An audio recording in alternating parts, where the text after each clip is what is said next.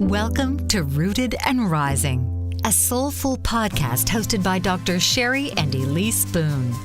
Join the conversation as Dr. Cheri and Elise explore the transformative power of holistic healing from the inside out. Together, they guide listeners through the deep work of reconnecting with their roots, uncovering the unconscious wounds that shape us, and rising into the fullness of our higher selves.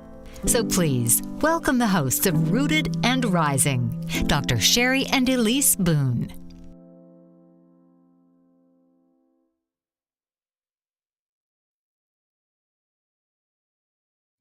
Hi, welcome. I'm Dr. Cheri, and I am solo today without my co-host, Elise Boone. She's off on an adventure of self-care, and I'm so excited for her to hear some of the details when she gets back. So today, I am privileged to be joined by my colleague and renowned grief specialist, Debbie Kenney, an LCSW. And so to begin, welcome, Debbie. So glad to have you here today. How Thanks for can having me. Yes, great, thank you. What if grief isn't something that we get over, but instead it's an invitation to discover a deeper truth about who we really are? So today we're going to ask, and explore how we can transform unresolved grief into something that helps us with our healing and our wholeness. And so, as you know, this is Rooted and Rising, and we are here to explore the many ways that healing and growth and reconnection can allow us to become our truest version of ourselves. And this week, as we have in other weeks, we get to bring you stories, tools, insights to help you both root and then rise.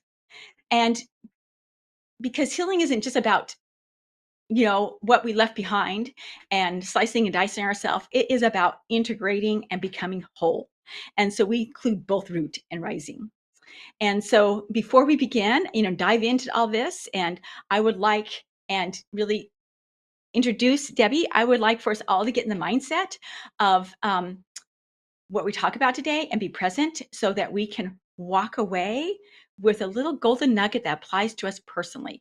So I'm going to step in for Elise. I'm going to do a little meditative kind of visualization right now. So let's everyone kind of just shake themselves and, get in a comfortable position. Very good. And just tap into your breath.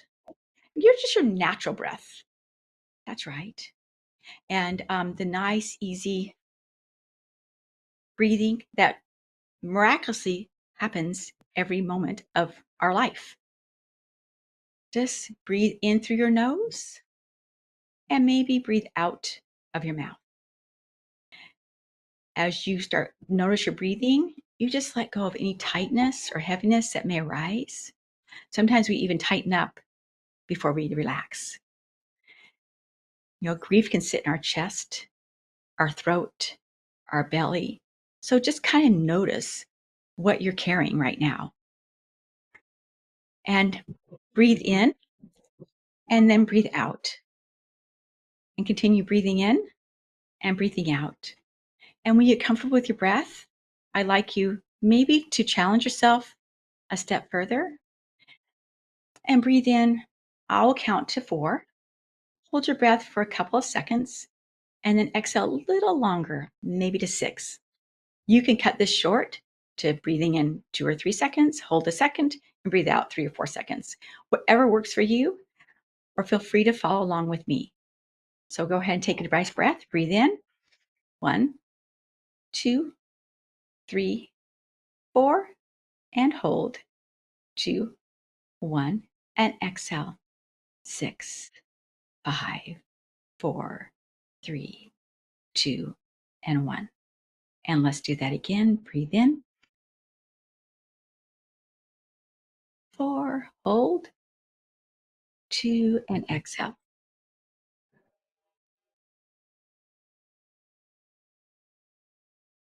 6. And go ahead, do one more on your own.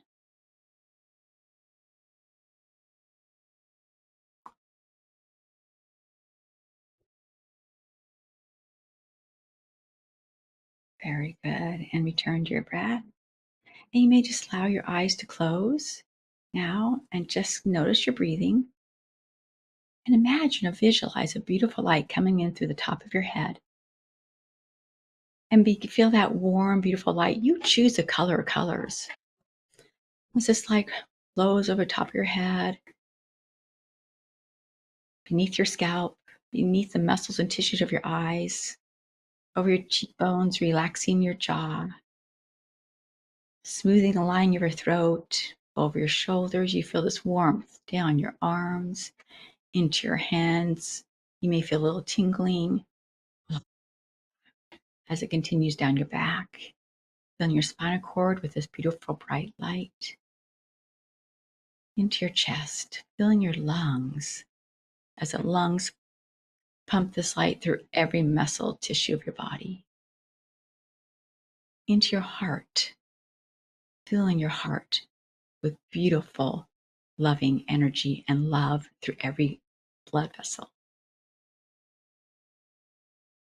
And now into your lower back, filling your entire spinal cord now, including your brain, with brilliant bright light. Into your abdomen, feeling all your organs, warmth, sweetness. Into your hips and down both legs, as you feel in the soles of your feet and tingling your toes. Just feel your body relaxing and just be with that light as it now maybe wraps itself around you like a halo of light or cocoon. Only positive love and energy can come into this light.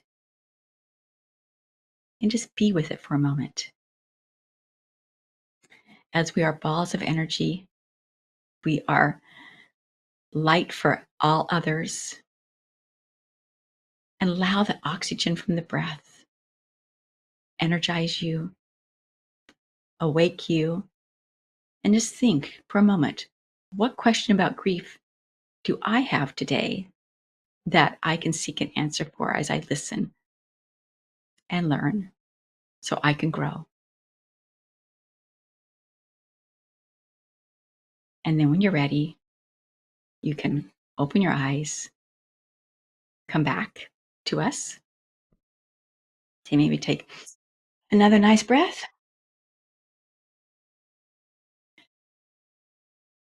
Let yourself be here in this moment, hopefully feeling supported, safe, and open to what comes. Welcome back.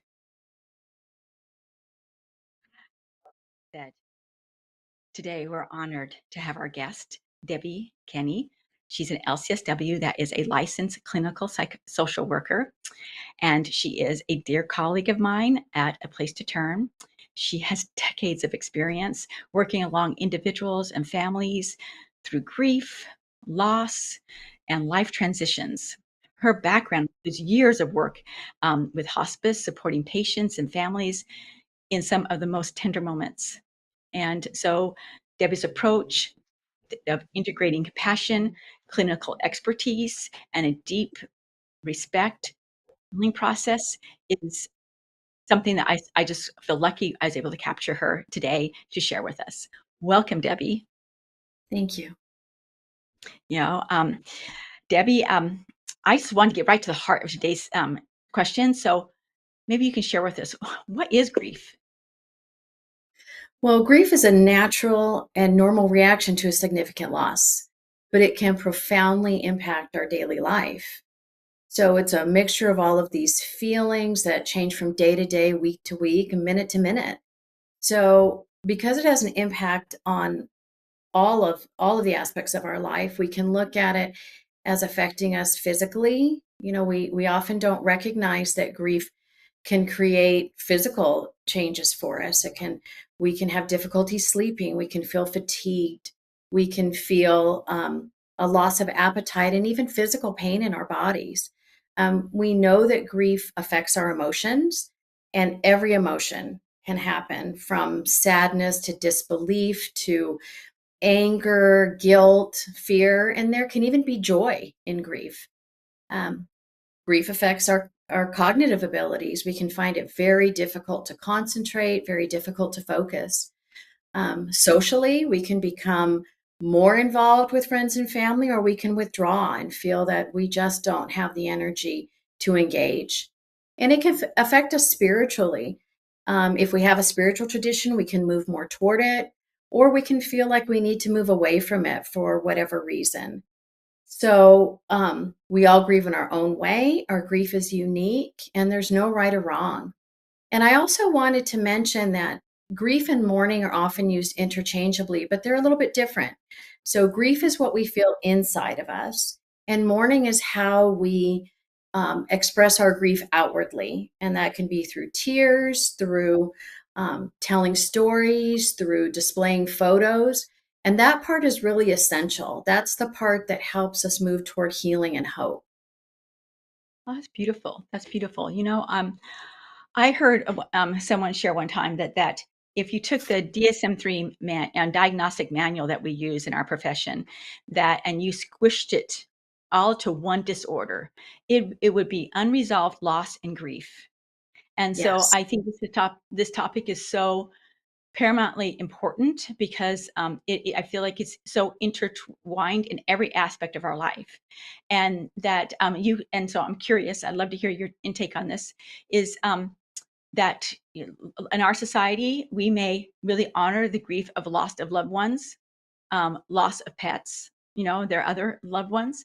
But a lot of times we can ignore the daily losses that we can have that are naturally occur. And that's why I do think this unresolved loss and grief is so paramountly important to address. That loss of expectations, loss of a job, loss of we move away, moving is a loss, and whether we proactively do it or not, right?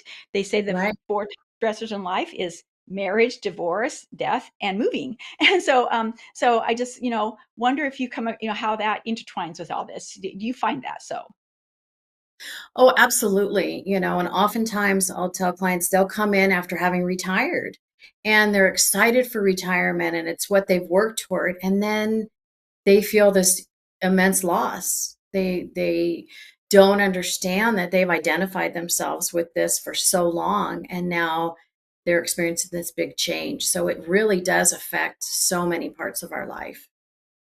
And I think that's where it comes into where we experience a grief, we may reevaluate our core beliefs, and and then it can also, I feel like I've had clients who are stuck in shock after because they never pondered what their belief system is, and so they're kind of flailing, not knowing how to manage a big loss. I don't know if you found that. Absolutely. And we also know that society doesn't support that. It doesn't support grief and it doesn't support loss. So it can be hard to find those avenues where we can express our loss. Yes, and so and I don't know if you find that just that's in our society, or maybe you don't know. I know across the world, if there is better coping mechanisms for grief, and especially the griefs that aren't like what we think is the obvious losses. Retirement was a great one. Getting a job and having expectations, and then it's not what you want, and knowing you have to change. So I would love to explore more of what that grief looks like, and I would love to explore more of how you work through this in your therapy practice. And so let's capture that. We're going to take a break right now for our sponsors. This is Rooted and Rising, and we'll see you in a moment. Mike Zorek, a three-time California state champion in Greco-Roman wrestling at 114 pounds.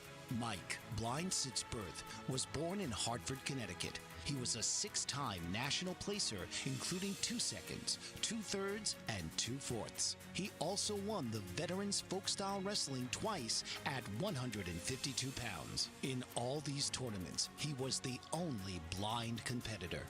Nancy Zorick, a creative spirit whose talents have taken her to the stage and into galleries and exhibitions in several states. Her father, a commercial artist who shared his instruments with his daughter and helped her fine-tune her natural abilities, influenced her decision to follow in his footsteps. Ms. Zorick has enjoyed a fruitful career doing what she loves. Listen Saturday mornings at 12 Eastern for the Nancy and Mike Show for heartwarming stories and interesting talk. Are you struggling to care for elderly parents or a spouse? Do you wonder if being a caregiver is making you sick? Are you worried about taking time off work to care for elderly parents and balance work, life, and caregiving? Has caregiving become exhausting and emotionally draining? Are you an aging adult who wants to remain independent, but you're not sure how? I'm Pamela D. Wilson. Join me for the Caring Generation radio show for caregivers and aging adults, Wednesday evenings, 6 Pacific, 7 Mountain, 8 Central, and 9 Eastern, where I answer these questions and share tips for managing stress, family relationships, health, well-being, and more.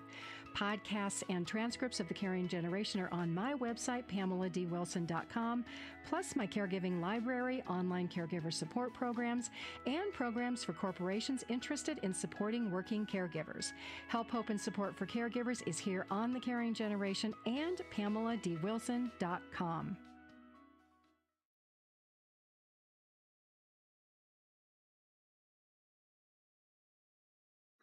Welcome back to Rooted and Rising. Again, I'm Dr. Cheri, and I'm here with my colleague, Debbie Kenney at LCSW, and we are addressing grief.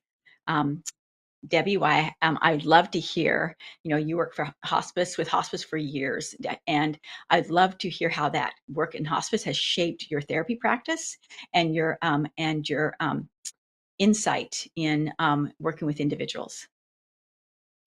Okay, great. So, what brought me to hospice was we had a wonderful hospice experience when my dad was at his end of life, and I just really felt called to this work. So, I started as a volunteer where I would sit with hospice patients and give their caregivers some respite time. And it was so wonderful to hear their stories of life and also their journey at their end of life. So I moved to counseling after that, working with bereaved individuals and families who had lost a loved one. And for me, it felt like such an honor to be present with people who are going through that process. And I really learned that we companion people on their journey of grief. We don't try to fix it for them because we can't. So we sometimes sit with them in silence. We hear their stories, and we give them a place to express their feelings and tell their stories without judgment. And we hear their stories as many times as they need to tell them. That's beautiful. And so I'm going to throw a wrench in this a little bit because you brought up the loss of your dad. So I was parents in 2020, and my mother had a very short hospice, and so it was kind of like a crisis 4 days. And my and then my dad had a longer hospice, but it was in he caught COVID. As COVID was all part of it. We had to agree for him to come home and not put on the ventilator, to my brother and I to be there for him on hospice. And so we had to take turns. Even though he had COVID, we had to agree to get COVID if we were going to take care of him. And so the caretakers were all, COVID was pretty serious. So all the garb that you had and all the safety things, played a big part in that. And so, what I discovered in my losses is everything not to do for, during hospice, not everything to do. And so it was pretty fracturing experience for me. And it elongated my grief process that longer than I think it would have been. But it also became a catalyst for me to be check into end of life work and get certified as a doula and recognizing. And I learned what wasn't done, and everything you just said wasn't done. And so there wasn't that human support, and so I didn't understand hospice as you're sharing it. And so I do understand that's what hospice really is. It just wasn't the experience that we had. And I wanted what my parents I wanted my parents to have what you offered.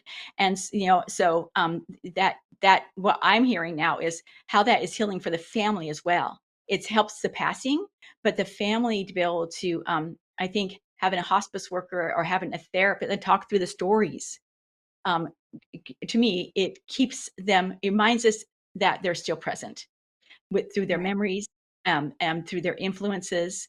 My own personal belief, time is an illusion. So if we want to just bring them to our heart, we can bring them to our heart.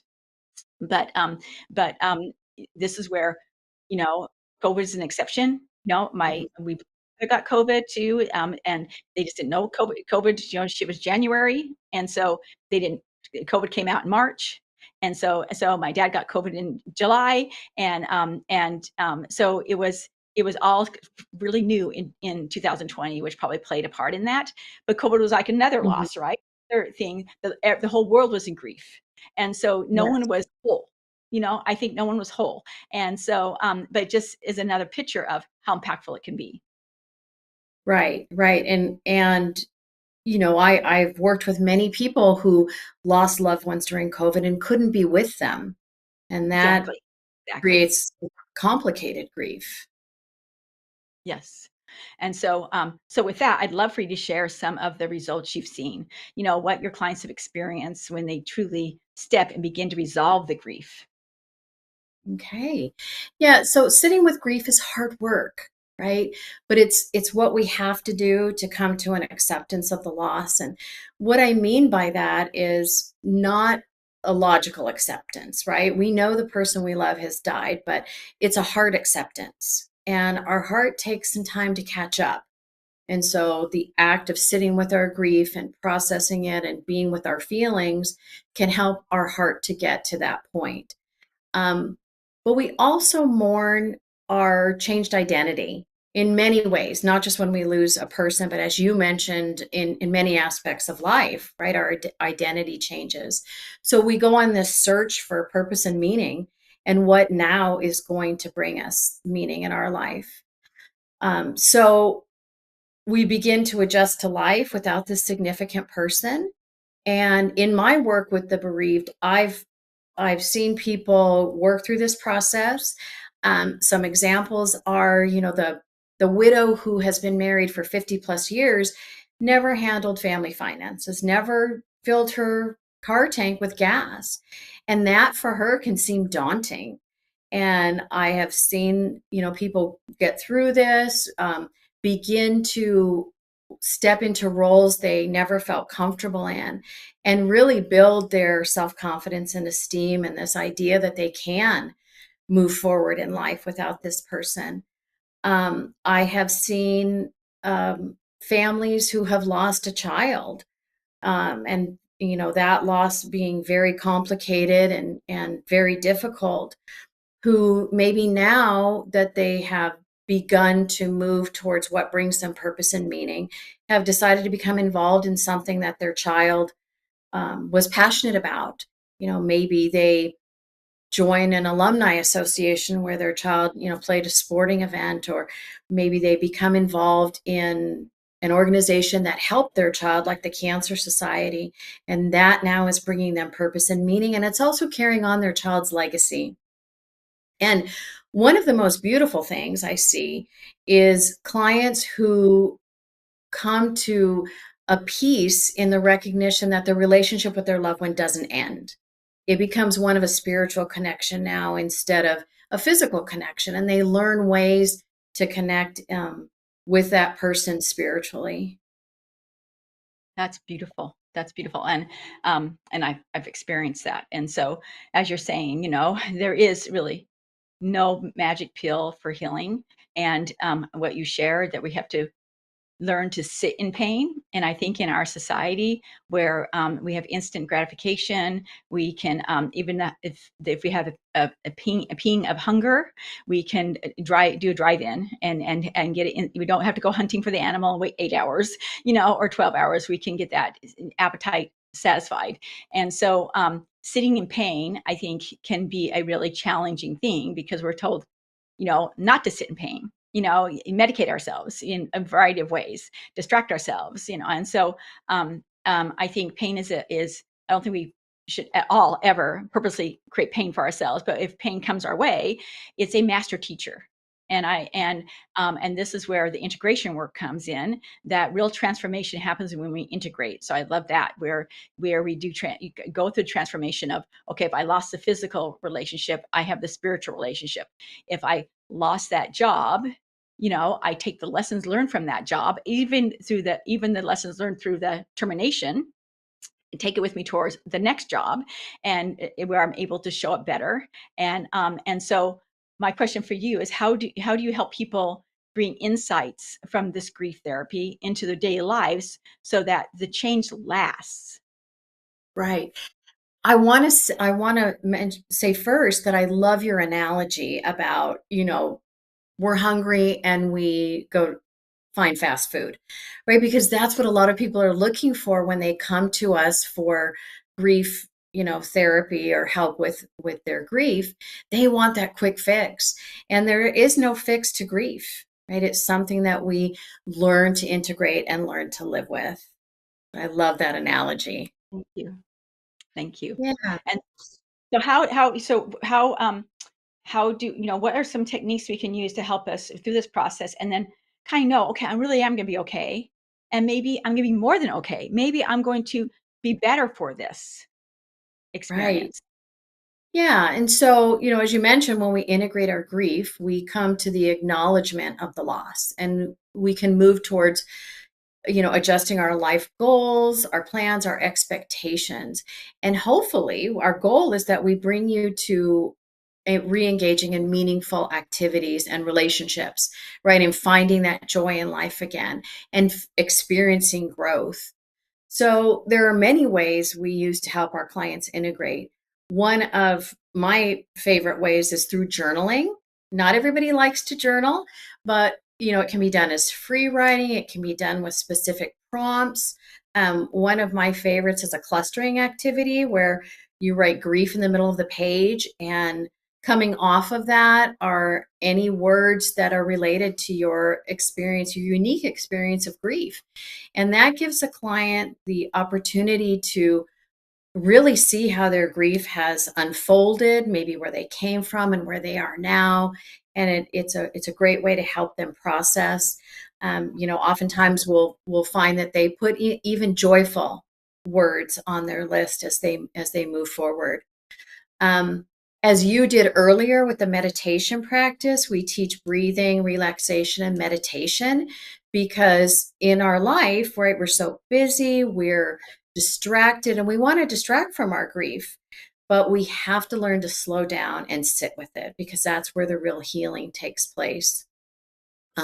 We really encourage storytelling, sharing of memories, sharing of pictures, helping them to recreate their life with this person. And we become, again, as I said before, the companion that can hold that can allow them to tell their stories as many times as they need to tell them. We also encourage talking about the loss experience itself, because that helps to process, some of those difficult moments too.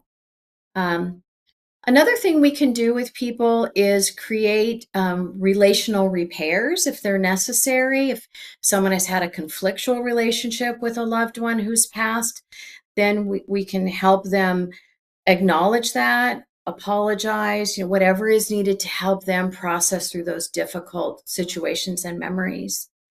Art is a wonderful intervention to help people stimulate healing through image and color. But one of I think the most important for me and a very valuable intervention is ritual. So that can be very powerful, but it can also be something that's carried throughout their life, continuing rituals for the rest of our life that include the person who has gone. So that can be, a lot of people like to go to the burial site and connect with their loved one, talk to them, bring flowers. Some people like to drive through an old neighborhood. I still do that. I drive by my parents' house and think about and talk with them. And we suggest rituals of remembrance. So those can be things like creating a memory box where we put objects that remind us of our person, and those become linking objects that we can come to when we just need a little bit of connection with them. We can I create a love memory. this. You love I that? love this. I love it. I think this is really great, and I think this is important to expand on because this is part of the embodying, the integration. So we have to end for a sponsor break for a moment. So let's go ahead and do that, and then let's come back, and I'll have you expand more on that because I think that's so key to everything. We'll be right back. Master of words, powerful player. What life-changing words can Dr. Janet Smith Warfield pull out of her magical toolbox that just might mysteriously open a door you never knew was there? A door to free yourself from fear forever. Transform your rage into right action. Release your guilt. Position you into a life of freedom, purpose, passion, power, and peace.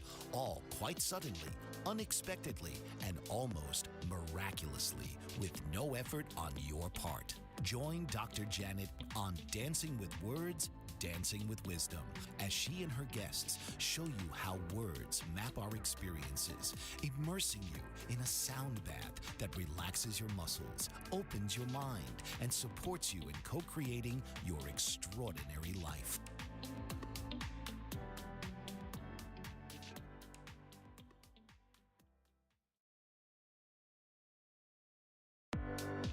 Author, radio show host, and coach John M. Hawkins reveals strategies to help gain perspective, build confidence, find clarity, achieve goals. John M. Hawkins' new book, Coached to Greatness, Unlock Your Full Potential with Limitless Growth, published by iUniverse. Hawkins reveals strategies to help readers accomplish more. He believes the book can coach them to greatness. Hawkins says that the best athletes get to the top of their sport with the help of coaches, mentors, and others. He shares guidance that helps readers reflect on what motivates them, rediscover and assess their core values, philosophies, and competencies, find settings that allow them to be the most productive, and track their progress towards accomplishing goals.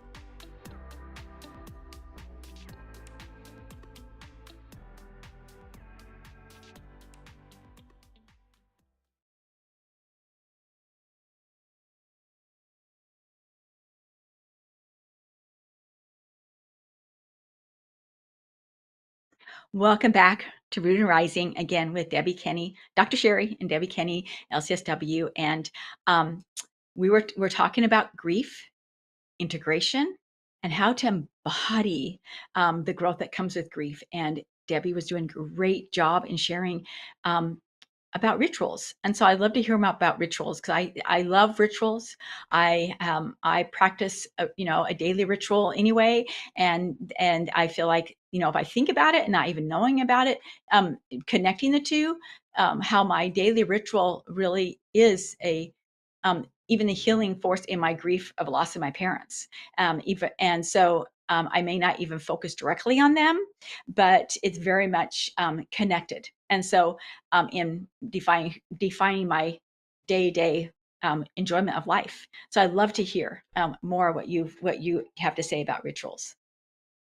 Right. And, as you say, a daily ritual is so important, but we often don't take the time to do that. And it can be so simple, and take just a few moments. I was talking about some of the different rituals we recommend to clients who, because they're in this place of being a little bit off, confused, maybe not focusing, they're not thinking of it. So we're offering them some suggestions. And, I talked about the ritual of a memory box, and we can also have a memory garden. And a lot of people use gardening as a healing practice. So we can have that garden where we go out and we connect with our loved one and just spend some time with our grief and talking with them. We can light a candle. That's a very simple ritual that we can do, daily or on special occasions. One thing that a lot of my clients like to do is celebrate with a meal, because we know how comforting food can be. And so we might cook our loved one's favorite meal, or we might We might go out to their favorite restaurant on a special occasion. So those are some ideas for ritual that are we recommend and are pretty well received as ways to remember. Oh, there's one other that I like to do on Thanksgiving. We do a memory jar, and we'll put memories in of our loved one and then share them around the table. I love that. And so a question just came out of the blue for me as you shared that, as I Mhm. think about some of the grief work that I've worked with, and is it different? When there is, it's the loss is tied to tragic events, and also to trauma, whether we witness, a loved one in an accident and we lose them.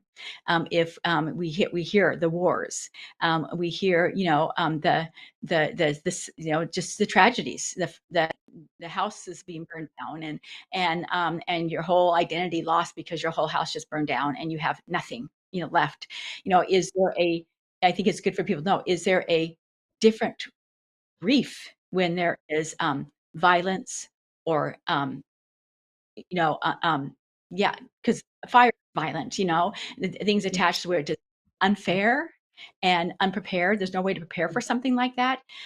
Or do we just follow the same, sit in the pain and the same steps?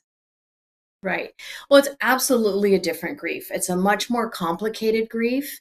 And so we do many of the same steps, but we have to incorporate some trauma work for those people because they are experience. Sometimes it's a disenfranchised grief, right? It might be a grief where a murder. It could be, as you mentioned, all of the different challenging ways that someone dies. Someone could die and you don't ever see a body, and that can be very difficult too, in the coming to the acknowledgement that this person is gone. So many of the steps are very much the same, but that requires some additional help and probably longer term work. And I think that's important, because life is a journey. And so if we can just like recognize life as a journey, and we give these tools and we talk about these rituals, and it may, and for some of us, feel almost shallow, but when we are doing the work, it's nothing shallow.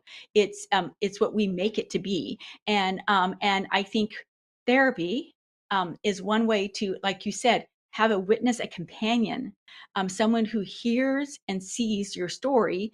That alone is healing. Through COVID, since my losses were in COVID, the other loss was the isolation. Mm. There was so much isolation, and that's probably why I didn't get the hospice that you talked about. And also, it took us, another 9 months after that to bury both my parents because of COVID. And so there's that, like, grieving got, elongated for that purpose, with that in mind. And then the lack of comfort because everyone was dealing with loss and isolation at the same time. And so but if we just see this as a journey, and then be curious about every step that comes our way, because I think it feels like unfair, but not necessarily. It's not necessarily unfair. I am. Life is not fair. Maybe everything's unfair, but I believe as we do the integration, like you mentioned earlier, that some people through grief, they find joy. Now, joy is different than pleasure and happiness, correct? Joy is that, I think what you talked about, that expansion of that maybe in the spiritual realm, that we have this closure, mind, body, and spirit, understanding, insight, and whatever that accepting closure looks like. Right. Absolutely. Um, and as you mentioned, having to wait for the funeral for your parents, right? Many people, because of COVID, didn't have funerals, and we're moving away from funerals in our society. And those are so important. It's the announcement to the world that you've lost this person. And now it's time to honor them and to grieve.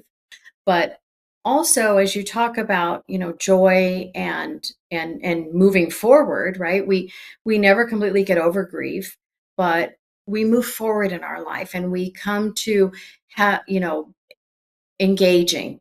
and enjoying and having new life goals and expectations. Not everybody gets there, but that's our goal. And most people do. That's great. And I think that, like you talked about the different ways we can experience grief, including, deep despair and anger and some of those what we call unpleasant feelings. But I think that they are also master teachers, and sometimes they hang around longer than we want. But if we will, again, sit through them as well and recognize they are just a different type of refining tool. And I love the emphasis on needing, we really need closure, like funerals. And I think we don't always know what we need until we've experienced it, and if we and or till we didn't have it, and then we realize maybe I needed that. And so this is part of the navigating where society doesn't really know what, I think, still what to do with grief, still to far too great of an extent, even though we have hospice, even though we have you, and then we have, I think is still kind of an aspect that gets just like water through our hands. We just kind of lose the concept of the necessary to take care of ourselves with the grieving process. And so I really appreciate this powerful reminder that um, this is life. Even therapy is a tool, and none of us escape grief. And we can ignore it, we can stuff it down, we can try to sideline it, we can lie to ourselves and say no big deal, and try to be strong. But it's meant to teach us, for to be growing, I think, to help us grow. And sometimes they say you have to burn the house down before you can build it right. Hopefully we never have to burn our houses down. But sometimes, there is a place for loss, even though it feels crazy to say that. Right. Right. And as you mentioned before, in so many areas of life, not just the Yes. life of a person, it's all Yes. around us. And so the goal is to learn to process it and to live with it. Yes. Yes. And if we can just have that kind of attitude about it, I think that was just really important. And so no, I want to continue our tradition with a journal prompt. And so as we kind of prepare to close, we're going to I would like to give an exercise. And now this, as we always say, just pick up a pen and paper and just free write. You can just think grief, and I'm going to free write, and whatever comes up, use the diagram that Debbie talked about. I think that is a really wonderful thing to do. But you can also start it with a question. If what we talked about today, can grief, bring a breakthrough healing? Can grief be my master teacher? And just sit with it and write. And I think getting in touch with our own voice and how we talk and put it on paper, I know from personal experience, we become the master teachers. As I've said, healing comes from the inside out. And a lot of times I have to put my pen down and I go back to what I read 3 weeks ago. And that's where I see the wisdom, not what I just put on paper. It takes me 3 weeks to germinate, to pull out the wisdom that I saw that came out of me. And so getting in touch with who you are is the whole key of all of this. And so I encourage you to um, let grief speak to you and let it teach you what you need to know right now. Before we close, Debbie, is there anything you'd like to add? I'd really like to share a quote. Love it. It's from Dr. Alan Wolfelt. He's a grief expert, and he runs the Center for Loss and Life Transition. And what he says is, to think that as a human being you get over your grief is ludicrous. You don't get over it, you learn to live with it. You learn to integrate it into your life and into the fabric of your being. Thank you. I love the fabric of your being. And Mhm. you know, I the it's like a tapestry, and just look for that thread.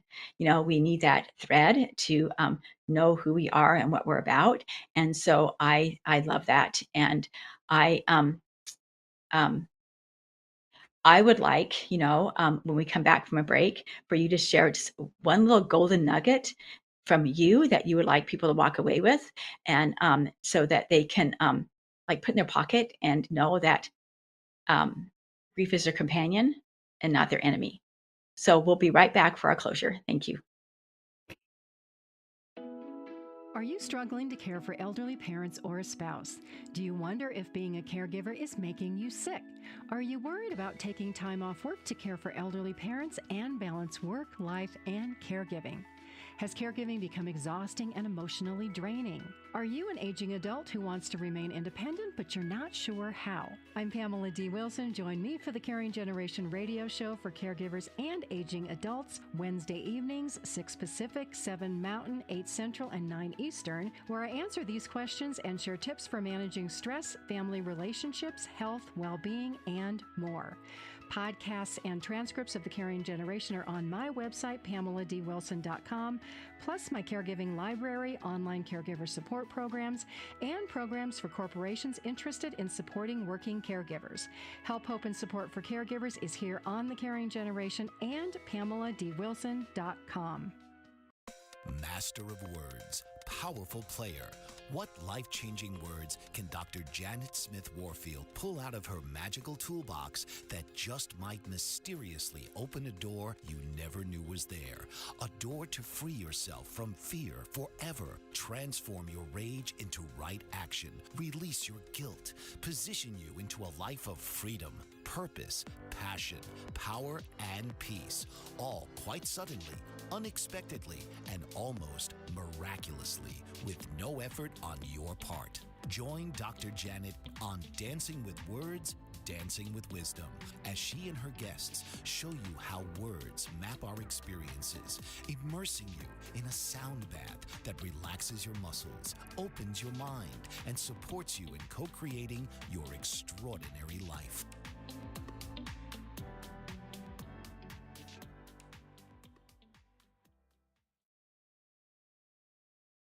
Welcome back, Rooted and Rising. Dr. Cheri with my guest, Debbie Kenney, LCSW, and we are been talking about grief. And I've asked Debbie to share a little more, of her wisdom that can help kind of launch us as we continue maybe the journaling exercise, moving forward in life, and recognizing that the companion of grief with us is with us always.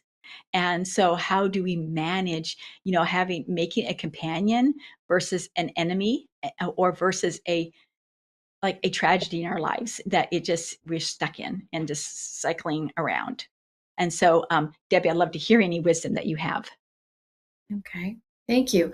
So what I've learned in my years of work, and I learn from my clients every day, is that this can be a scary thing to engage in and to address, but with it can come openings and growth and things ahead of us that we hadn't thought about. So grief and loss and processing all of these events in our lives can lead to some beautiful new experiences. And I think that is really so. I think it's hard to believe, but as they say the one constant we have in life is change. And if we can kind of step back from the judgment of good and bad, not right and wrong, but that every experience is for our good, and even when it's hard, good is going to come out of it. I believe in the principle of opposition, all things, what goes down must come up. And it's always, when we have a tragedy, when things are really, when loss comes, door closes, window opens. And sometimes we just need to look for that. We can get clouded by our grief and not capture what crosses our path, capture the sun that breaks through the cloud. And so, so I think what you said is very pertinent and wise. And like you said, it's a journey. And if I said I am, I can see all the greatness in my life since through the loss of my parents. I see a lot of great things since the loss of my parents, and I am still in the grieving process.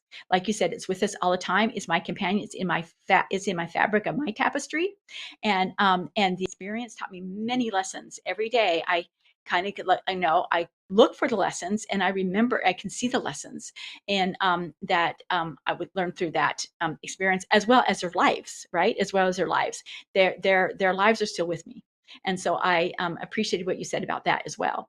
And so it's this has been really wonderful today, Debbie. I really appreciate what you've offered us. I want our listeners to you know feel the tenderness and the power of the tools that you've offered us. Remember, is again, grief is not we're going to get over. It's something we move through, and if we just like recognizing that we have the grief as part of our companion, it's a little easier to trek through. It's really, if we know we're going to go uphill, we can prepare ourselves to walk uphill in the oxygen and the sore legs, and it becomes more of an adventure because we prepared. And so I hope this is a preparation a little bit for all our listeners, and that they will that you really will take on the challenge of journaling and getting to know thyself a little more. And any last comments, Debbie? Just thank you for having me. And I also want to say, as you mentioned to the audience about, being prepared and knowing, if you're going to walk up the hill, but know that there are people walking beside you. There are those out there who will walk beside you on this journey. That is, and also there are people that will have your back to help help you hold your back to help you along the way as well, or pull hold your hand ahead and pull you up. And so we're as alone we may feel, this is one thing we all have in common. And so everyone knows grief, and so whether we try to avoid it or not, we really do know grief. So we have so much company with this that we can move through. And so I appreciate that comment, and I feel honored to have you. Thank you. And in the meantime, until next time, everybody, stay rooted and keep rising. This has been Rooted and Rising with hosts Dr. Cheri and Elise Boone. Through honest conversation, clinical insight, and creative reflection, Dr. Cheri and Elise will empower you to reclaim your voice, your vitality, and your vision. This podcast is not about quick fixes. It's a return to deep knowing, gentle unraveling, and lifelong integration. Tune in each week, Wednesdays, 12 noon Eastern,